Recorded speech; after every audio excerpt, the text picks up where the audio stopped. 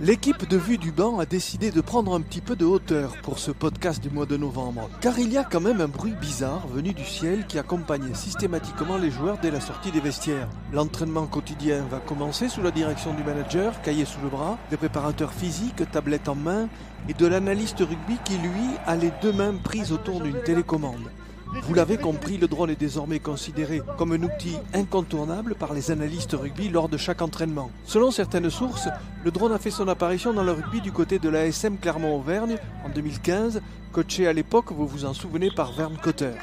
Vue du banc vous invite donc à découvrir ce nouvel outil, cette caméra volante, en allant à la rencontre de Mathieu Leroy, analyste rugby du Stade Rochetais depuis 2011.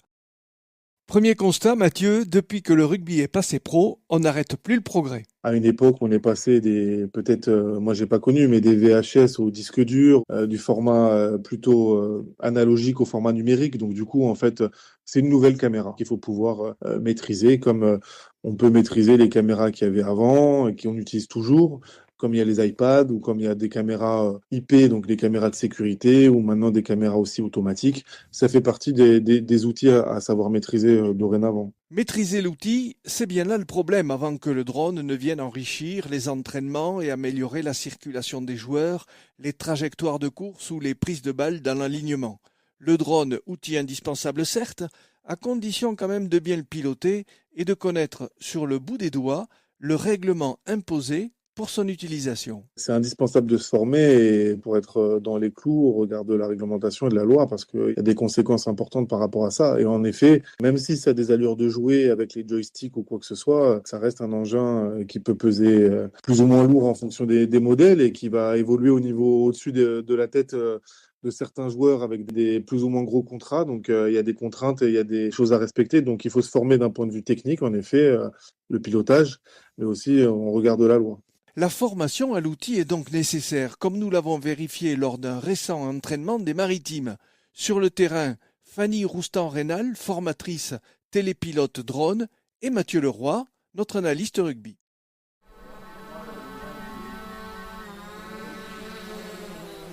Donc radiocommande, ça tu te souviens, c'est l'obligation légale quand tu es depuis un véhicule en mouvement. La réglementation, elle t'impose une distance entre toi et le drone. Donc si toi, tu te déplaces sur le terrain, tu vois là, tu as décollé depuis le bout du terrain. Effectivement, en S3, les 100 mètres, ils sont justes en fonction de ce que tu as besoin de faire. Donc toi, si tu te déplaces, tu gagnes en distance aussi en fait. C'est la distance entre toi et le drone qui compte toujours. Et la hauteur, c'est pour ça que c'est important de savoir la différence entre la hauteur et l'altitude, c'est que c'est la limite qu'on t'impose en termes de réglementation, c'est bien entre le drone et le sol à son point d'impact. Si je veux filmer la deuxième partie du terrain, oui. En étant comme ça, parce qu'en fait en filmant comme ça, du coup en fait en gros il faudrait que tu t'éloignes encore. En gros, après c'est à moi de marcher, hein, mais voilà. Ou alors, si tu veux pas avoir à marcher, il faut que je décolle de l'autre côté. Ok. De l'autre côté ou du milieu du terrain, comme ça t'as 100, t'as 100 à droite, 100 à gauche et ça te fait couvrir 200. Parce que là, du coup, les 100 qui sont derrière nous, ils servent à rien. Exactement. Tu te mets quoi, toi, au-dessus des poteaux, c'est ça, pendant tous les entraînements? Ouais, je suis dans l'axe des poteaux à 25 mètres, ouais. Et t'as jamais besoin d'être en dessous quand vous êtes là? Sur le collectif, t'es au-dessus, mais sur les ateliers? En dessous, sur des ateliers, je vais être par exemple, quand on filme de la touche ou de la mêlée, je vais être à 7 mètres, à peu près. Là, je vais être dans ces eaux-là, quoi.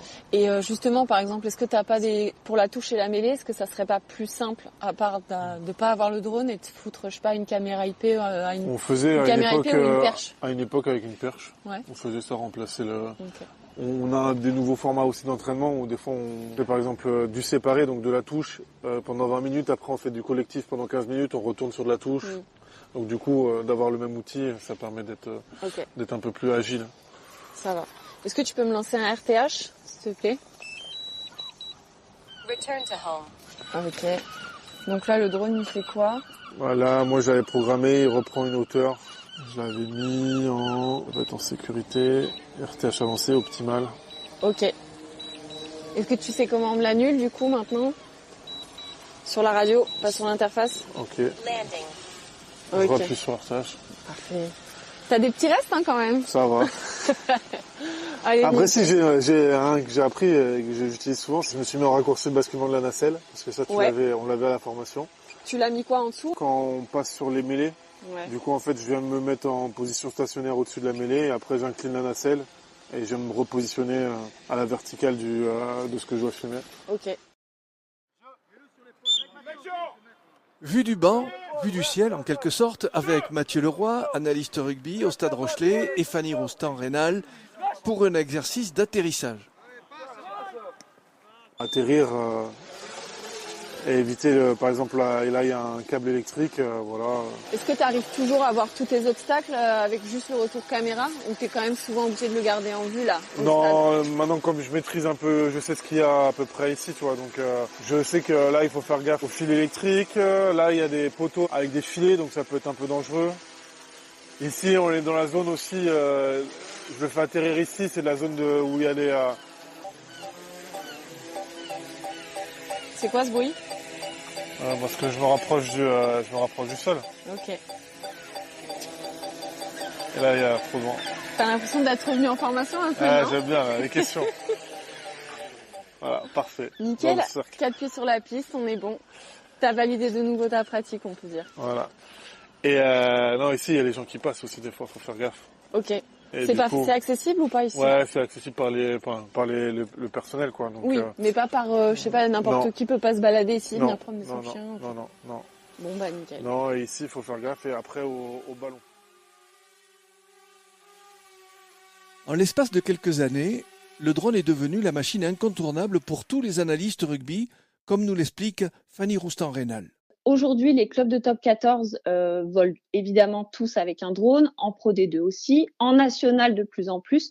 Mais par contre, ils sont en train de se mettre aux normes dans les règles de la réglementation, ce qui n'était pas forcément le cas avant, puisqu'en fait, il y avait un vrai flou dans l'utilisation même de la machine, de ce qui était possible. Le drone, c'est tout sauf un jouet, c'est un outil de travail, c'est mon outil de travail à moi, mais ça devient également celui du coup des analyses vidéo. À l'époque, ils utilisaient des caméras IP, ce genre de choses. Et aujourd'hui, en fait, c'est vraiment devenu, je dirais, un partenaire nécessaire pour leur activité.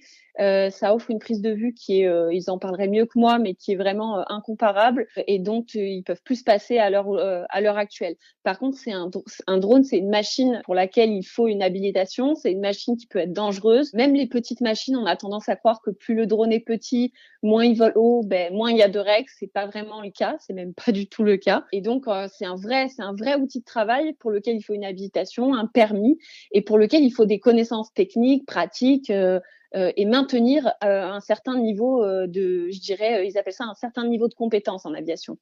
Si la réglementation pour avoir le droit de voler est bien entendu un passage obligé, on l'a compris, en revanche, apprendre à piloter la machine ne pose pas de problème majeur. Piloter un drone, en soi, c'est pas difficile. Il y a vraiment des joysticks avec des mouvements. Voilà, une fois qu'on les a bien intégrés, tout le monde est capable de monter, avancer, reculer.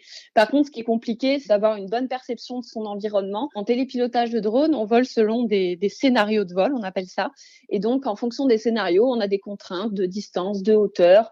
On appelle ça de vue. Il faut pouvoir être capable de garder le drone en vue. On a des contraintes d'environnement aussi. Par exemple, dans le rugby, pour l'analyse vidéo, ils ont les contraintes liées à la présence d'un staff, à la présence d'une équipe. Ils sont en ville la plupart du temps, ils sont tous dans des agglomérations, plus des espaces aériens. Donc ça, on rentre un peu plus dans la technique de la formation, mais ils sont dans des espaces qui sont restreints, dans lesquels il y a beaucoup de réglementations et dans lesquels ils ont des contraintes de vol. J'en récupère très souvent des images. Moi, tous ceux qui passent en formation, des analystes qui sont venus chez moi, je récupère les images en fait des crashs qu'ils ont déjà eu, des accidents qu'ils ont déjà eu, puisque c'est arrivé à tous ceux qui volent avec un drone. En fait, ça nous est tous arrivé à un moment donné de pas faire attention, reculer, se toucher un poteau ou avoir le drone en inversion de commande et donc faire la mauvaise manipulation. On veut qu'il aille à droite, il part à gauche. Ça nécessite de l'entraînement et ça nécessite de bien anticiper ses missions et de les préparer. Et c'est vraiment ce sur quoi j'axe ma formation.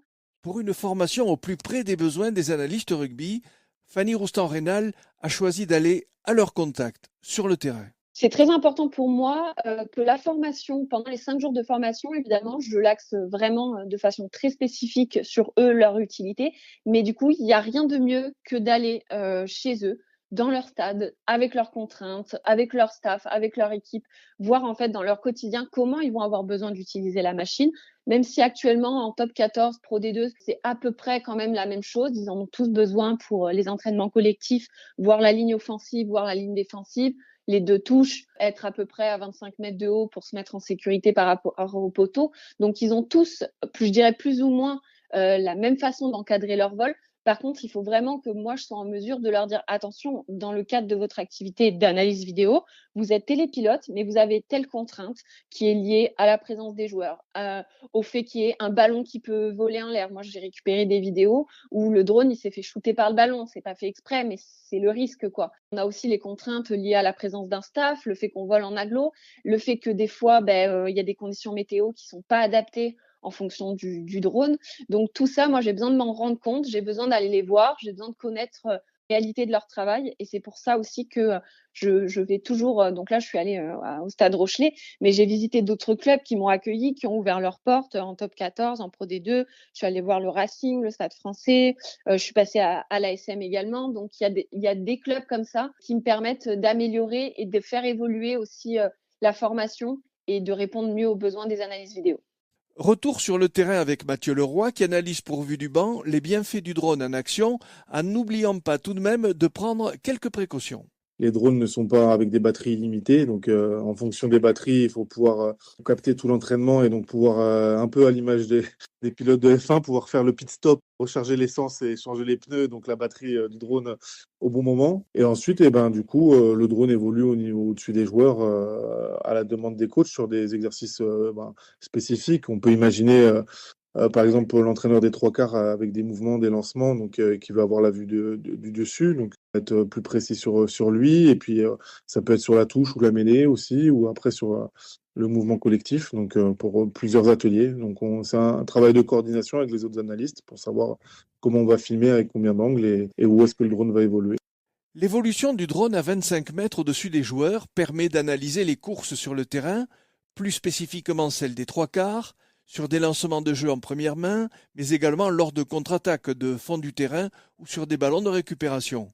Sans oublier bien sûr le travail de la défense. Caméra au sol, drone dans les airs, la troisième dimension s'invite dans le rugby et facilite le travail de l'analyste rugby, par conséquent celui de l'entraîneur. La circulation générale, le jeu, on va dire, de la ligne de touche à la ligne de touche, ça va être plus intéressant sur un travail collectif en opposition du 15 contre 15 ou du 10 contre 10, enfin, peu importe les ateliers, mais ça va être un travail de ligne face contre ligne. C'est une vue qui est très intéressante. Ça nous permet de voir profondeur, est-ce qu'il y a des espaces dans le deuxième, troisième rideau, est-ce que du coup les courses sont bonnes.